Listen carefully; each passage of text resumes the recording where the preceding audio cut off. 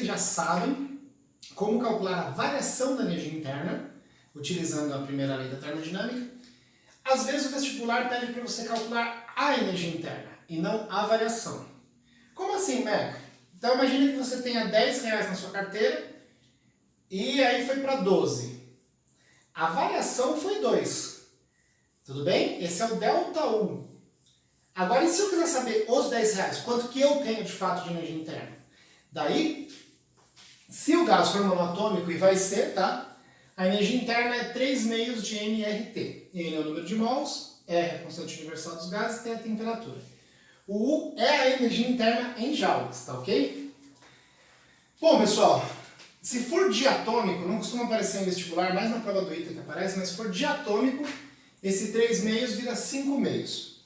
O 3 está associado aos graus de liberdade. Pensa que um monoátomo, um átomo único, ele pode andar no eixo X, pode andar no eixo Y, pode andar no eixo Z. Tem 3 graus de liberdade.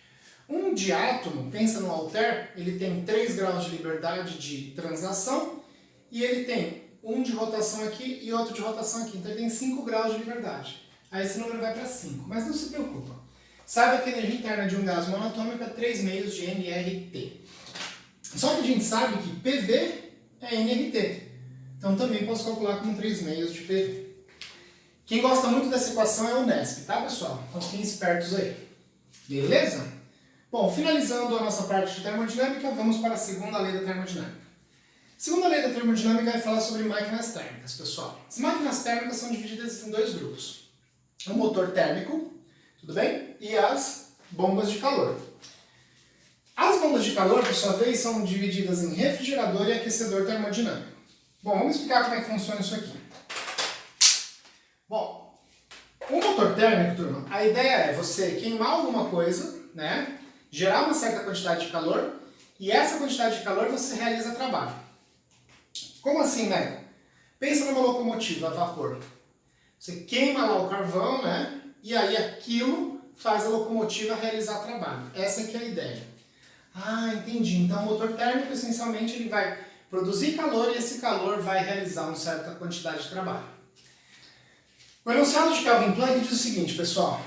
Não existe máquina térmica que apresente um rendimento de 100%. Não vai ter um motor térmico com rendimento de 100%. Ou seja, ele não consegue converter integralmente calor em trabalho. Tudo que eu queimei virou trabalho. Eu não consigo fazer isso. É justamente não existir um rendimento de 100%, ok? Isso cai muito na prova do Enem. Então guarda isso no seu coração. Né? Não existe nada que você consiga um rendimento de 100% em termos de motor térmico, ok? Bom, as bombas de calor, pessoal, a gente tem que pensar o seguinte. Pensa num ar-condicionado. O calor a gente sabe que ele flui espontaneamente do corpo de maior temperatura para o corpo de menor temperatura. Então o calor sempre quer ir do corpo de maior para o corpo de menor. O ar-condicionado ele faz o processo inverso. A sala, por exemplo, já está mais gelada do que lá fora, e ele continua retirando o calor dessa sala. Ou uma geladeira, por exemplo. Dentro da geladeira já está mais gelado do que fora, então o calor quer entrar. Só que a geladeira faz o contrário, tira o calor. Por isso que é chamado de bomba de calor. Tá bom? Bom, tá, mas Meca, a geladeira retira calor de dentro, mas ela joga para fora, exatamente. Todo refrigerador é um aquecedor termodinâmico. A diferença é onde você está. Como assim, Meca? Vamos pensar no ar-condicionado. Se eu estou dentro da sala, o ar-condicionado está resfriando a sala e aquecendo o ambiente. Então, para a pessoa que está dentro da sala, o ar-condicionado é um refrigerador. Para a pessoa que está fora da sala, né, lá fora, onde está a outra unidade do ar-condicionado, ele é um aquecedor. Ah, deixa eu ver se eu entendi. Já deve ter secado alguma vez tênis atrás da geladeira. Dentro da geladeira, ele é um refrigerador. Fora, ele é um aquecedor. Tá ok? Ah, então aquecedor termodinâmico. Eu não estou falando de aquecedor elétrico, estou falando de aquecedor termodinâmico. Ele é sempre um refrigerador também, tá bom? E só um detalhe importante, uma vez que é uma FUVEST para o aluno saber, todo refrigerador mais esquenta do que esfria, tá ok? Então, por exemplo, se uma geladeira retirou 1000 joules dos alimentos lá de dentro, ela joga, por exemplo, 1200 para fora. Então ela mais gera calor para fora do que retirou lá de dentro. Aí você fala, mas você está burlando a conservação de energia. Não estou não. Esses 200 você pagou em forma de energia elétrica. Tá ok, pessoal? Então guarda isso. todo refrigerador ele é melhor aquecedor, tá ok? Ele é mais eficiente como aquecedor do que como refrigerador. Mas não é que o ar-condicionado. O ar-condicionado ele tem aquela, vamos pensar no ar-condicionado split, né, que é aquele que é dividido em duas unidades, né? A unidade que fica fora, né, ela gera muito calor, pessoal. A unidade que fica dentro vai fazer o arzinho frio, né, entre aspas, entrar na sala. Então ele retira o calor dali e joga lá para fora. Então estou mais esquentando o ambiente do que resfriando a sala, tudo bem?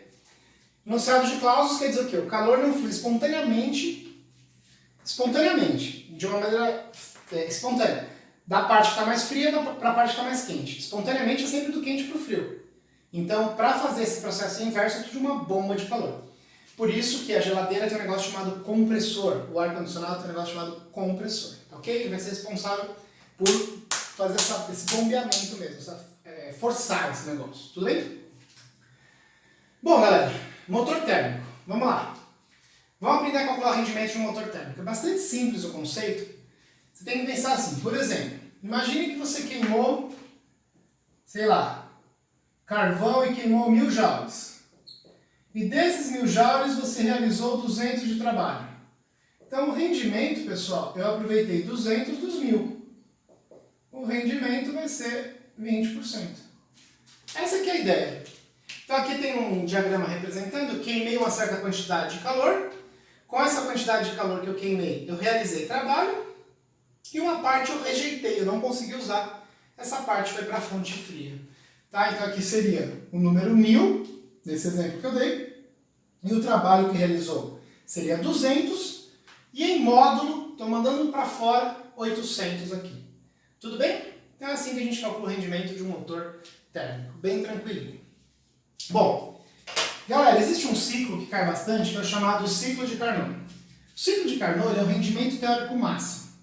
Então, o Sade Carnot mostrou que se eu tiver duas isotérmicas, que são essas curvas laranja, e duas adiabáticas, que são essas curvas roxas, eu tenho esse rendimento teórico máximo.